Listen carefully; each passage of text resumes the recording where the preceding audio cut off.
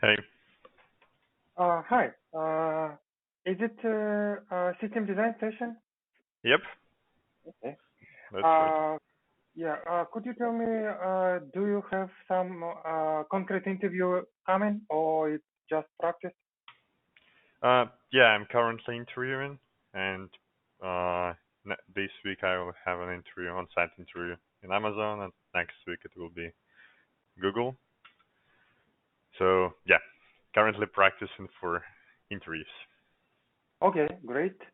So yeah, in this case, yeah. And what level? I'm aiming to L5 at Google. Okay. And Amazon? Is this free? I guess. Uh, in Amazon, I guess it should be L6, because they should have it slightly lower. Let me check it. Out. Yeah. Yeah, SD3. Yeah, you're right. Uh-huh. Okay. Then let's. Uh, okay. So it will be then 45 minutes of session, and then I will give you some feedback, and I will ask you. You will have time to ask questions. Okay, good. And my question will be, could you design a system which or platform which will be able to provide coding challenges like uh, let's say a million participants join this platform, and during 1 hour they solve uh, programming coding challenges task, and overall during this 1 hour we can provide them overall scoreboard, and in the end we will rank them and show them this board. After they solve coding challenge during 1 hour, and after Yeah, 1 hour we show them a leaderboard. We yes, have a leaderboard with ranked, right? Ranked leaderboard. yes. Or we should update it during this hour. So should it be real time, or we just queue it until the coding challenge is over? No, leaderboard is online. So we not after hour. We have ranked leaderboard updated in real time. Yes. Okay. Yes. Okay. So my first question is, you said that million participants joined the platform and they solve coding challenge during 1 hour. Does it seem something like similar to LeetCode contests where Yes. we have? Yes. So similar to LeetCode contest. So basically, we have a predefined problem, right? Mm-hmm. And all people should solve this problem within a dedicated amount of time, and Mm-hmm. they have an access to pass the code and to run it within the browser, I guess, and to validate the results. And if they solve it properly, so all the test cases are passed, they finish their parts, and we place them to the leaderboards based on some ranks. I guess it should be something like number of attempts, speed of the solution, and memory required for the solution. I guess something like that, right? Yes. Yes. Okay, so let me prepare some sort of template here. Functional Mm-hmm. requirements, functional, non-functional. We'll see if I will need to set some sort of capacity estimations and high level. Should I concentrate on the system which will allow to run the code and validate the solution, or we may assume that it's already there? No. This part we have to design. Part Okay. with login, registration, and Okay. so Okay. on. It's already done. Yeah. Okay, so good. Just quick notes somewhere there. Notes login and half is are done. Solution validation is not.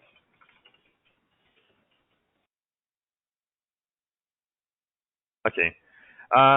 So, well, functional requirements are actually kind of like the same, so I can just basically move it there. So we define a system which should, first of all, be allow people to validate their solutions and create a leaderboard, right? So validate solutions and place participants in the leaderboard. And I guess that leaderboard should be persistent, right? We should store it somewhere for some time, please. Okay.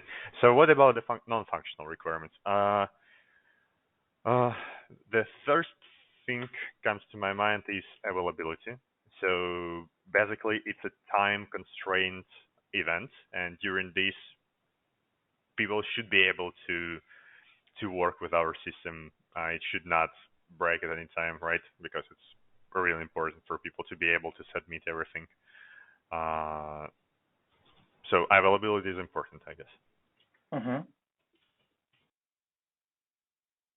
High availability. We will talk about if we aim to some specific numbers, but if we think about 1 hour contest, I guess it just should be within the 1 hour. It should be high level. About the data persistency, I guess it should be persistent, right? We should store the leaderboard at least for a pretty long amount of time. Let's say for forever. The same actually for submitted solutions. We should not lose them, as in that case, no. Yeah. Let's keep only a leaderboard for the beginning, and solution we can forget. Okay. Persistency only leader. Okay. What about consistency? If some player will see slightly stale data in leaderboard, is it okay, or we should keep it really consistent? Let's discuss it. Do you think from product, from a customer experience, it would be good that sometimes they see they rank not properly? It's a really good question, and if I would think about the real product, and I already worked with leaderboards before, my idea would be that within the 1 hour we may assume that there will be stale data because many players are updating their solutions. But after we have contest finished, we should calculate it, recalculate, update the leaderboard, and after that it should be consistent all the time. But we should be able to tune this consistency within this 1 hour to achieve the best results. So from my perspective, we may live with some stale data within this 1 hour, but if the system requires having a strong consistency, I guess we can achieve that as well. It will be I think harder. Your argument is very valid. Let's think about eventual consistency. I think it's fair. Eventual consistency. Okay, got it. What about the latency? And by latency, I'm talking about not only the latency for the accessing the leaderboard, but also, I guess, for validating solution. I guess it should be as low as possible, right? Yeah. Latency as low as possible. Okay, got it. I guess that's mostly all so far, and maybe I will add some non-functional requirements which I discovered during the high-level design. Do you want me to run back-of-envelope calculations there? Or we can just move on to level design? Let's move. If we need it, we can calculate. Well, I guess that what we can just do is to just define what data do we need for storing all this information, because and I will just estimate that, and we'll see what else do we need. So let's say our solution size would be something like about 100 lines of code, right? And that leads us to I don't know, maybe about 1 kilobyte of text, or maybe even less, right? And if we have millions of participants, I guess it should be something like, let's say, 5 million or so, right? So we get 5 gigabytes of memory required to store all of these solutions and submit them. And the leaderboard itself, if we just store the information about like the rank and for solutions, and for the leaderboard, we would require only really small amount of data, because we need to store some information about user, like maybe name, ID, profile photo, which actually may be retrieved from some user data table. So we assume that what we need to have is just an ID, which is 4 bytes, and their position. Let's say it's an 4 bytes, just a number, and we still have 5 million, and it would be just 20 megabytes of data required for leaderboards. So it's pretty small number. Leaderboards. Maybe we will need more to store additional information. Yeah. Okay. So I guess I can think from the high-level perspective, if you're okay with that. Yes. Okay. 1 second. Good. So from the high-level perspective, how should it look like? We have some sort of predefined tasks which we store somewhere, and every participant will access the same task, right? Everyone has the same task. I actually put it there. So tasks are the same for all participants. It's really important, I guess. And every participant accesses the same task. They have an access to our, let's say, just a text box there. We don't think right now about the syntax highlighting and so. And when they pass the code, they will able to run some test cases, right? And validate solution.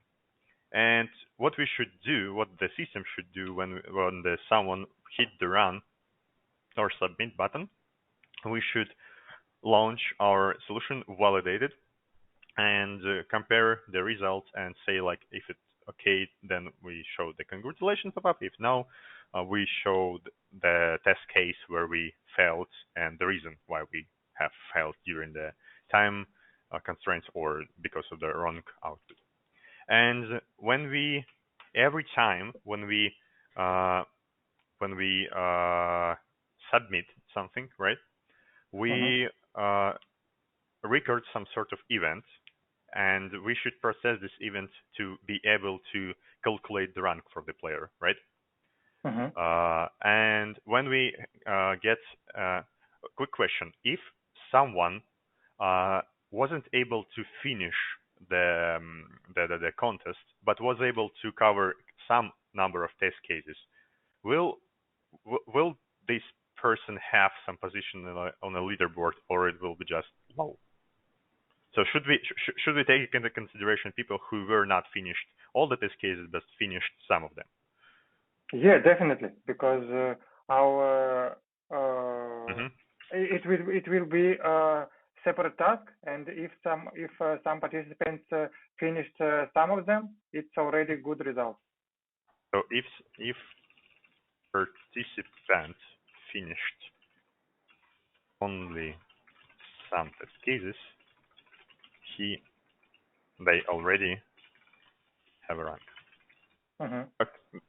really good. So basically, we process these events, and we are building leaderboard, right? And I guess mostly that's how it should look from the high-level perspective. So I will just try to define it here. So we have our user, right? We have our load balancer somewhere to distribute the workload evenly, and we have our let's say contest contest contest server, right? The contest server is responsible for accepting inputs from the user and running the at least maybe not running directly, but assigning to run this solution to check it out, right? And also what we have, what we need to have at least there, we would need to have some sort of database to store the information about atoms for the user, right? And I will dive into the how are we going to validate solutions, but let's say we have this result somehow. So we have an event from the coming from the contest server or from the server responsible for running everything that we receive the event, right? So event or so, right?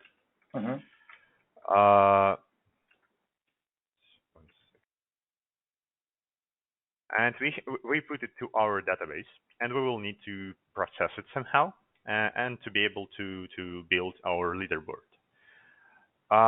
The reason why I asked about the consistency is that we may actually, as we may have it kind of high load, we may split this event processing. So let's call this part as stream processing, because we have just a big number of events. We may have our stream processing pipeline as just a number of some jobs responsible for calculating the data. But also what we can do, we can also, in this stream processing pipeline, split our paths to hot and cold, and hot and cold. And hot will mean that we build our leaderboards, update our leaderboards really quickly, but maybe with some non-really precise data, but it's highly available. And in cold path, we'll spend more time to update the leaderboard, but the results will be just precise.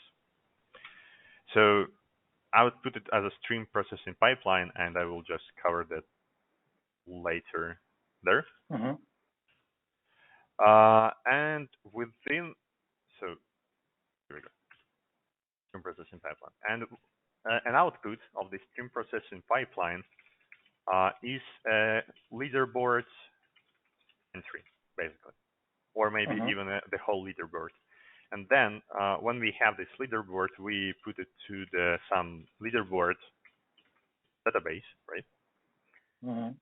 And leaderboard database should be accessible to user. So I guess we should have something like that, LD, and we have our app service, which is responsible basically for everything regarding to the communication. And the app service will access the leaderboard database to show to the user actual leaderboard. And what we may also want to have is to have some sort of cache layer there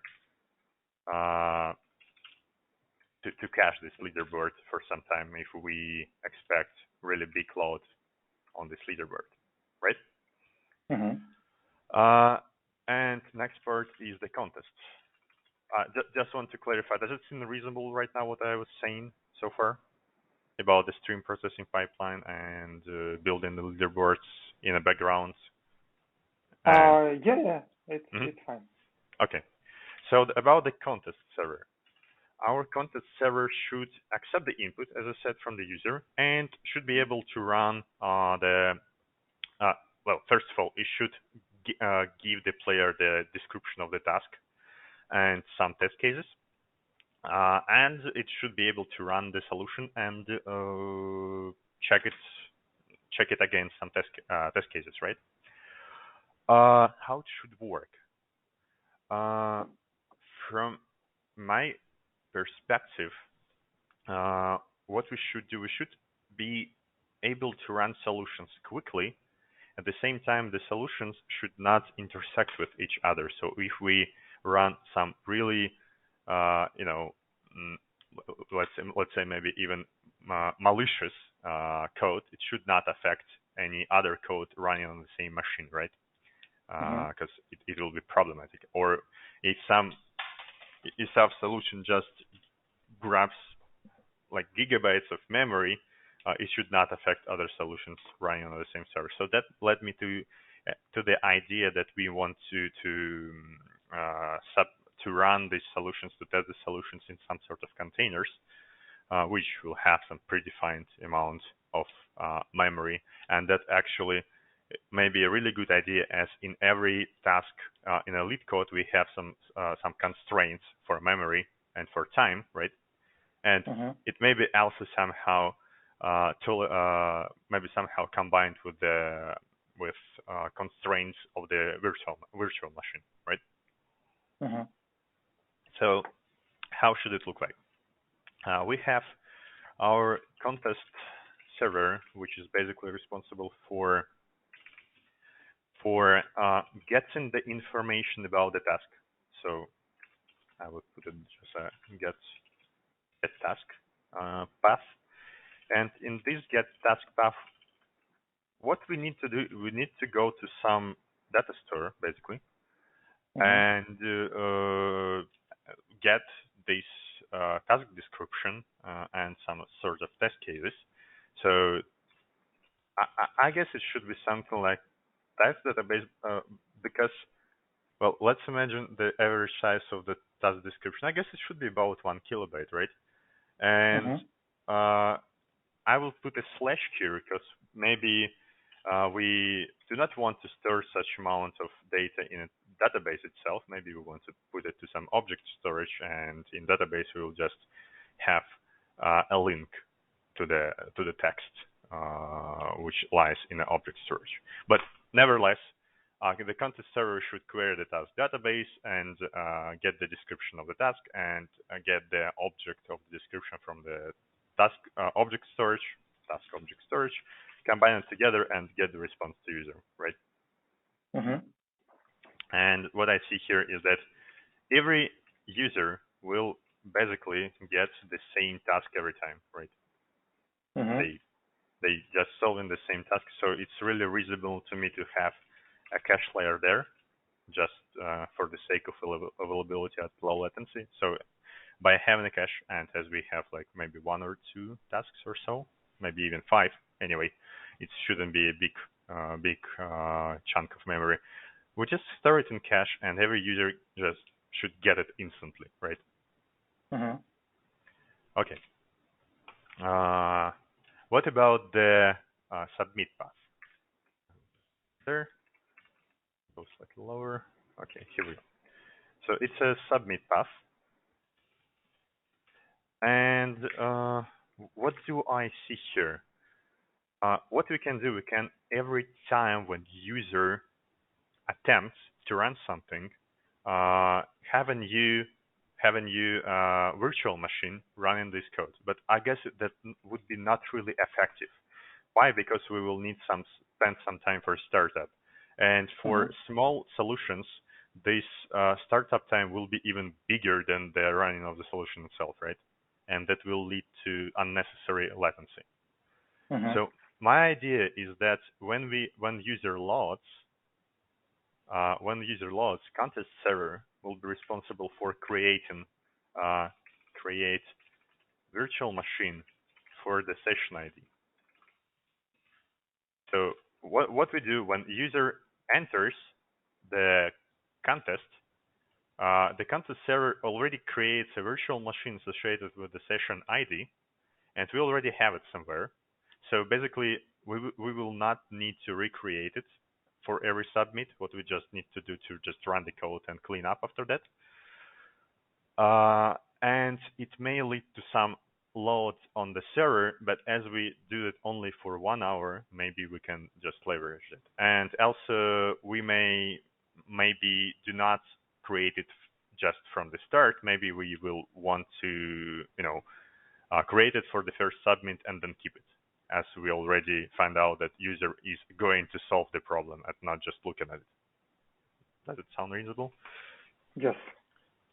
Okay, so we have our submit path, and we have our virtual machine running, or not yet. So if it's running, that's good. If it's not running, we should create this virtual machine.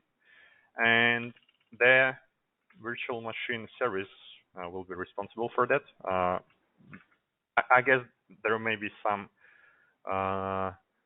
solutions helpful there, but anyway, for me, it's just some Docker image running with some predefined rules. And yeah, I will dive into that later to be able to understand how should it work properly. And the content server is responsible for running, validate the solution in virtual machine, and it should keep an eye on the virtual machine to check it out what the result is. And if the result is successful, we should, nevertheless of the result, we should put an event, right? Put an event, and in our to process it later, right? And if the solution is okay, what we should do, we should, I guess, we should have we have our leaderboard, and I guess we can just reuse it for the same purposes. We have some sort of contest database, and maybe I guess it's even located somewhere near the leaderboard database. So if the solution is good, we just put entry to the contest database and to the entry to contest DB, right? And starting from that, we assume that the user finished the contest. And so that's the question. When user submits working code, should we allow him to resubmit to get to get better results, or we just count only the first submission? No, number of attempts are not limited. If they want to improve their solution, it's Okay. So that path may be optional here, I guess, because in that case, in every case, we just need to put an event, right? So that's how it looks like, and I will maybe need. Do you want me to dive more into the virtual machine service, how we should allocate machines, or you want me to jump to the stream processing service, to the stream processing pipeline? Just a second. I have one question. Is it correct understanding that if we use session ID, user once joined to our contest, every time it will be directed to the same server machine? Yes, that's the idea. Well, no, actually not.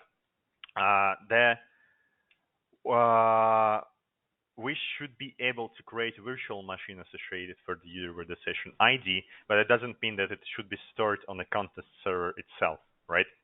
So we may have stored this information, let's say here, somewhere there, from the cache, right?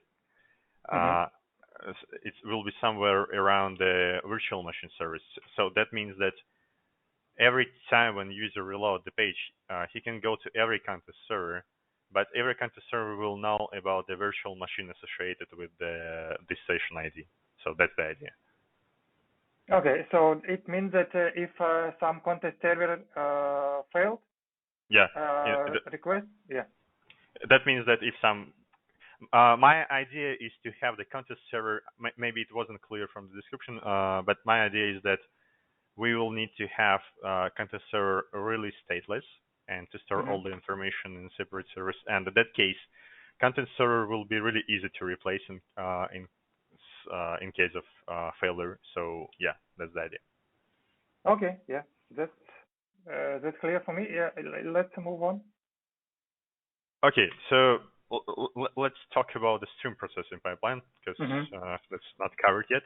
So my idea here is that we will get many events coming within 1 hour, so it will be pretty dense pipeline, pretty dense stream of events. Let's imagine that in average, like we have 3 atoms per people, so we'll have 15 million events within the 1 hour, right? And that means 15 million. And if we divide it by 100K, and I just, let's imagine that we have, I don't know, it's not 100K, it's 360 seconds, right? So I will divide it, and we have, okay, and I guess it's something like 400 RPS, 400 events per sec. So it's pretty big numbers, I guess. So again, my idea is to have 2 paths. So we put all information in a database. Database itself is just append only. So DB append only. So we just add the event and we forget about it. So that should be really easy. And then what we use here, we should have our database as a single source of truth for these events, but we should be able to process only new events. So there is a structure called change data capture, which basically the database commit log created in a form readable for other services, or it may be as well be described as a Kafka log. So I will not put Kafka here just for the sake of keeping it service agnostic, but it's just a log, basically. Log of events with offsets. And we have we have one stream pipeline, one stream processing service, which is responsible for both building leaderboard online and building leaderboards with the precise data. So we had our hot path, as I said before, and we have our cold path. And the reason why I call them like that is that it's what I will just describe right now is called as a Lambda architecture. So when we have hot processing, so it will be just process data real time, and in cold we process it slowly, slow processing, and then what we do, we just combine all these results together and merge them together to get the precise data and update our not really precise data with from the real-time calculations with the data we have in slow processing. Yeah, and we have this leaderboard DB. So how it will look like when we have this hot processing. When we have this hot processing, we will have these events come into the hot processing, and we will need to calculate the rank really quickly, right, to be able to display it in real time.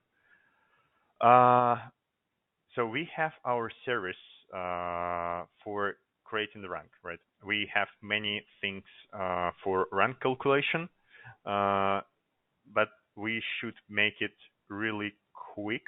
And my idea is that we may have some sort of probabilistic algorithms in hot path, which will allow us to have maybe not really precise data, but it will allow us to have this data calculated really quickly. So I will put it as just probabilistic.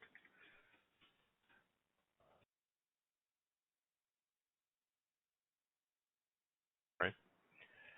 Algorithms.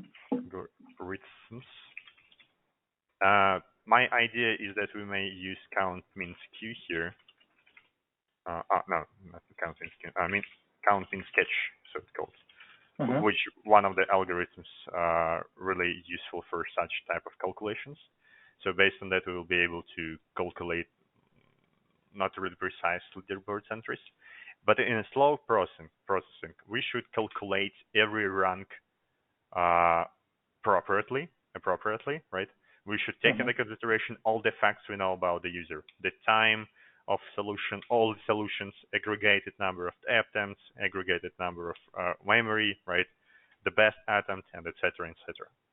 Time required for the first solution, so on, so on. And it will be a bunch of criteria there. And my idea is that we may have some sort of as a MapReduce jobs there to process all the events together. And we may do that periodically, maybe like once per minute, or so. It should be configurable, of course. And after we have these MapReduce jobs completed, we just merge this data with the results from our probabilistic hotspot inside the leaderboard. That will mean that we will get the consistency within our time of MapReduce job, our MapReduce interval. So if we define it as once per minute,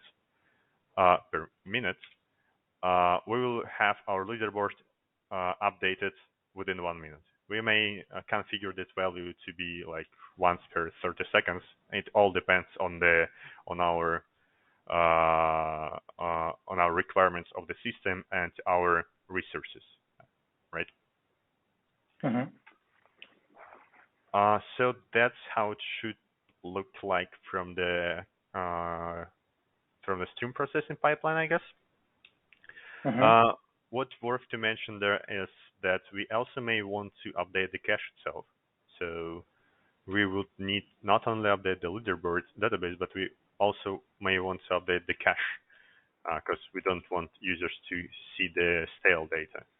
So there are a couple of solutions here, each one with their own trade-offs. The first idea is that we may have write ahead cache or so we may update cache and leaderboard DB simultaneously. This solution may work, but it will lead us to additional latency in updating the leaderboard. And the same approach is that we have some sort of, as we know that we run MapReduce jobs in an interval, we may have some sort of TTL within the cache. And when the user requests the leaderboard, we basically check it if it's in cache. If it's expired, we just go straight to the leaderboard and put it in cache. So we have two solutions there, and I would put it as a just there. Maybe we'll have some time to discuss. But if you want, I can just discuss the stages and decide what can we do with the cache itself just right now. No, it's okay. It's okay that what you explain, it's enough.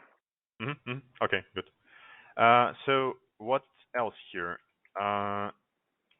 So yeah, we have our virtual machine service, and it also has some sort of cache.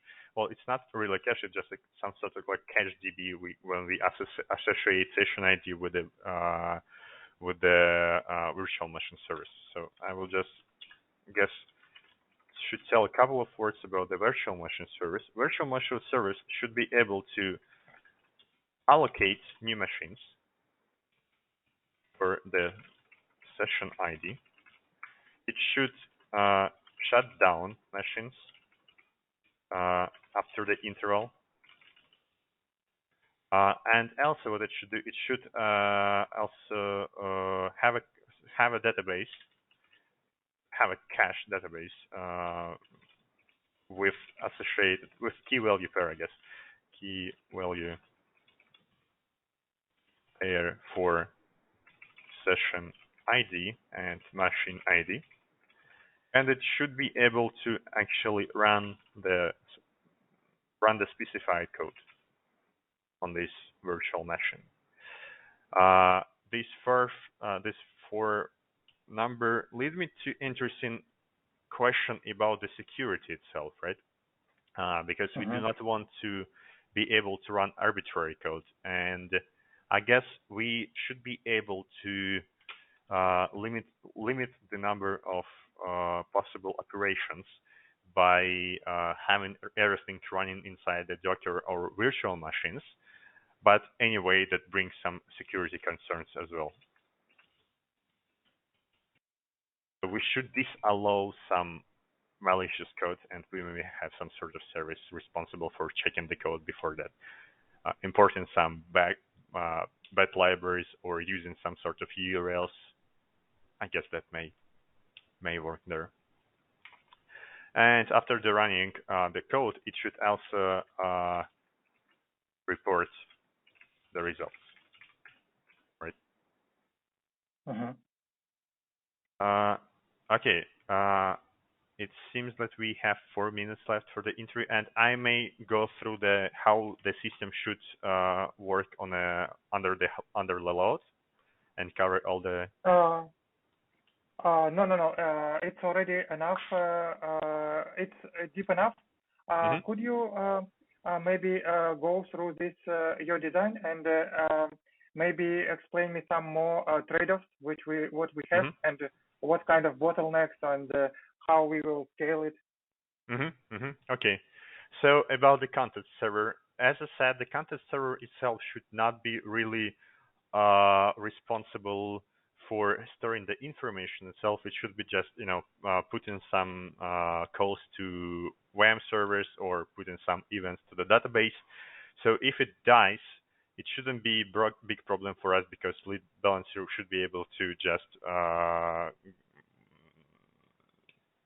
locate in our context server. But it may be a problem if the context server dies after we get the response from the virtual machine and when we get the attempt event sent to the database, because in that case, user may think that, okay, my request failed and actually it's already there. But if we may query this database and we also may have some sort of cache for the user itself. So I'll put it as a cache for user events, because actually what every user should see is the history of his attempts. It's really important. I completely forgot about it. So we may store it in cache, and if the server dies on a way to get the response to send the response to user, when user reload the page, it will see that actually attempted event was sent, and he will see that in his history, so it should be safe. By having a load balancer with some mechanism like round robin with health checks, we will be able to distribute the workload between context servers evenly. Database itself will accept many events per second, but as we decided that it will be only append only without any changes, it should be able to maintain high write throughput, right? But we can use some of the solutions if we decide that it's not enough for us. We may use some of the solutions with really high throughput, like Cassandra or some other NoSQL solutions. What about the stream processing pipeline and the change data capture? Change data capture essentially is a lock, and it should be kind of safe to use it.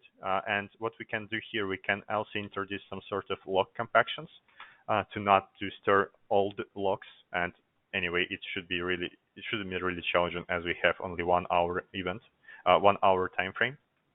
But also we may introduce partitions inside the log to be able to distribute a number of events evenly as well. The stream processing service itself is a system, and it should be scalable and available as well. But I will look at these two parts. MapReduce itself is really fault tolerant because every job itself writes and reads from the disk, and if the whole pipeline is fails, you should rerun only the failed part, and it is deterministic. About the probabilistic algorithm, we may store the count means cache inside the database or the cache as well, and if our hot path dies, it may be a problem for us as we lose some information about the real-time calculations. How can we solve that? We may store the snapshot of the count means cache and the offset from the log to the disk sometimes, like maybe every 10 seconds or so. And if our server dies, we will be able to restore this information from disk. Also, we will not have only one instance, we will have multiple instances for these calculations, and we should be able to allocate new instances if one fails as well. Leaderboard itself should expect high throughput for 1 hour and also pretty big read load, I guess, especially after the 1 hour. So the load is distributed there. From my perspective, it is current. I cannot really estimate below the numbers, but I guess that we may use SQL solution or NoSQL solutions as well. The main concern here is the size of the data and the load for writes, but as we already discovered that it will take only 20 megabytes for leaderboards. And maybe it's even, it will fit to the cache on a single machine, and leaderboard itself will not be a big number.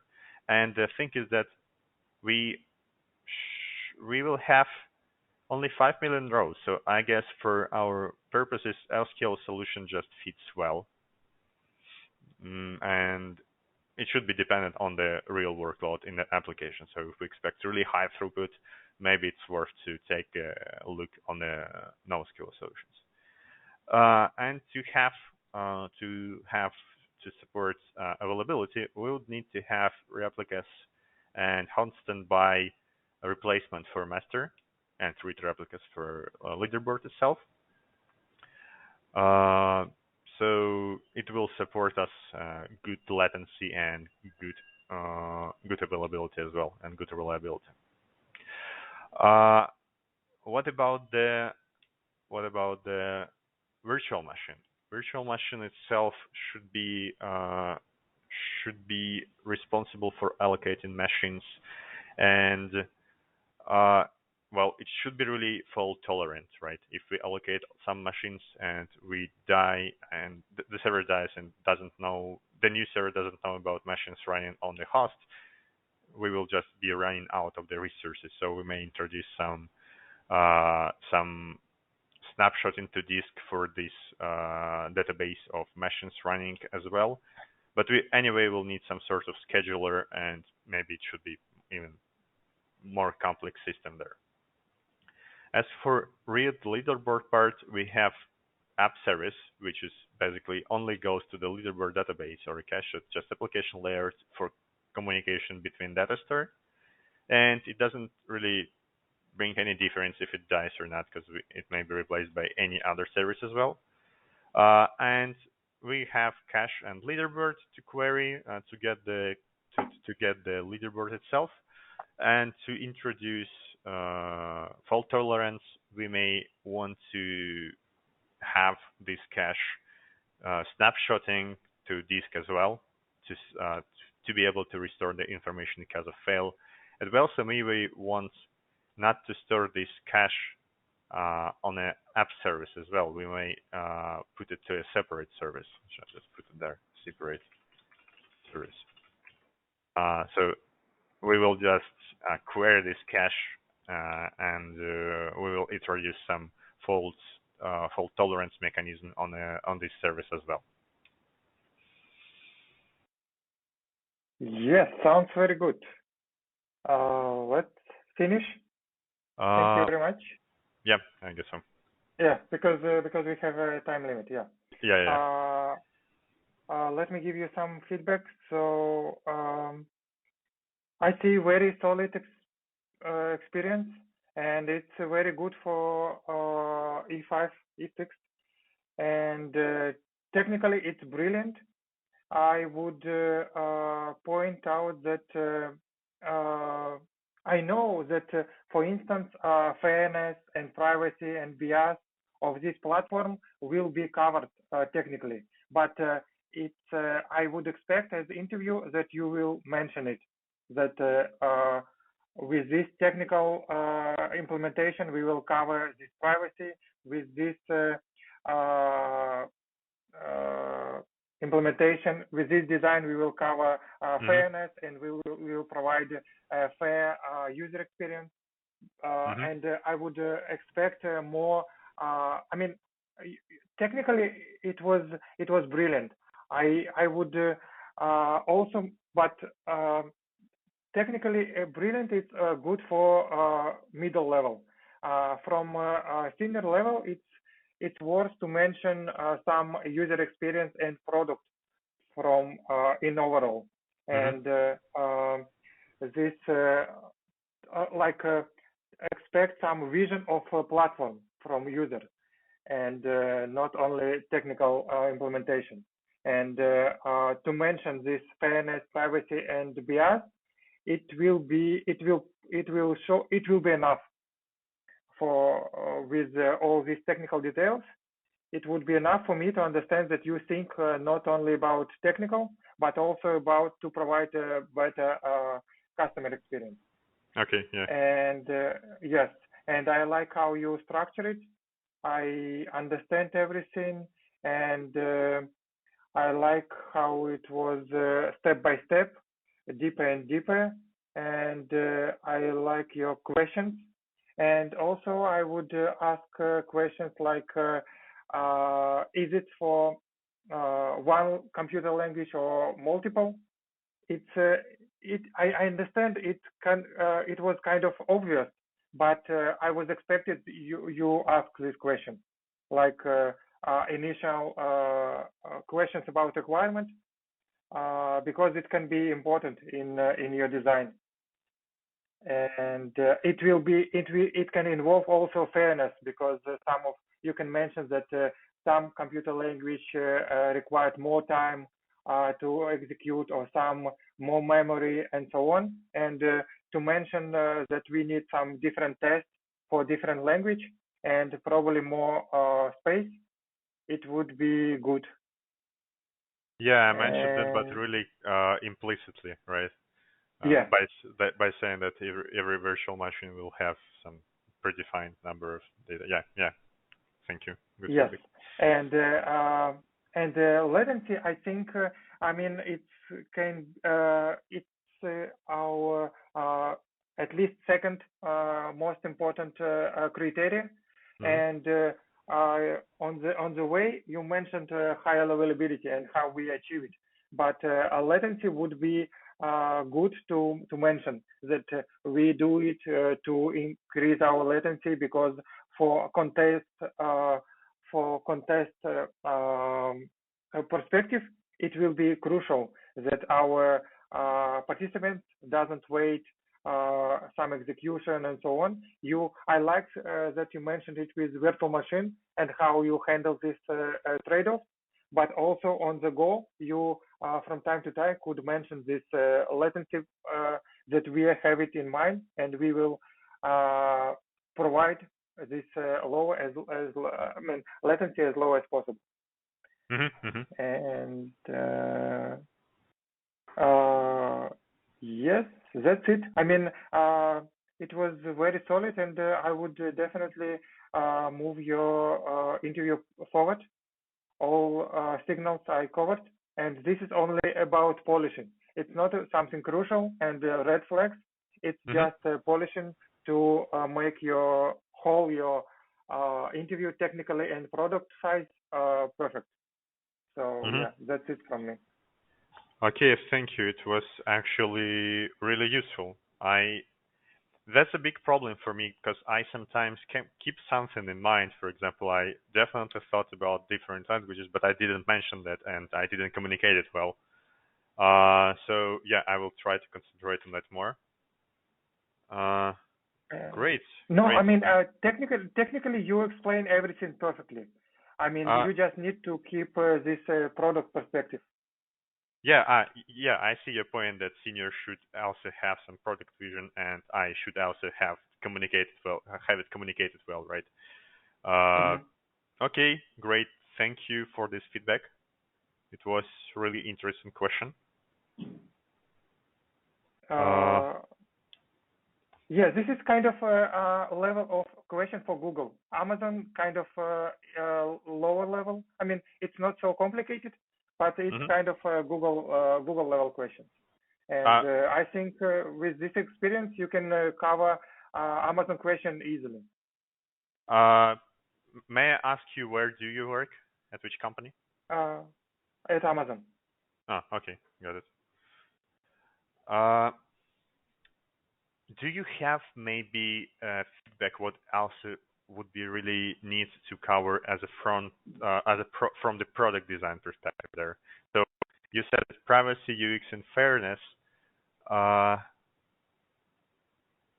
guess the security itself, well, it's just /privacy, right? Yes. But yeah, I guess that also security from the point as not running the malicious code worth too, right? But I mentioned that somewhere. Yeah, I mentioned. Yes, yes. Okay. Oh yeah, one actually important question here, because I already noticed that I spend too much time on the capacity back of envelope calculations all the time, and here I try to reduce this time to make it as short as possible. And I just want to clarify, how is it really important to have this back of envelope calculations? Should I just ask for that, or I should run for it when I feel I needed it? No, I would run it without question. Okay. If you feel that you need this calculation, I mean, most time it's anyway. You can you are quite familiar with all these numbers, and I see that it's not big time for you to just type it in, and I will saw it. And if I have any question, I will ask. If everything is okay for me, we will move further, and I will have this in mind that you know this what numbers we are talking about, and it's yeah, it's good not to ask, just type, calculate and type it, and everything will be clear. Okay, got it. Well, good. I guess I'm run out of questions. Okay, so yeah, good luck for your interview. Yeah, thank you for your time today. Yeah, and yeah, thank you. And yeah, have a nice day. Yeah, you too. Bye. Bye.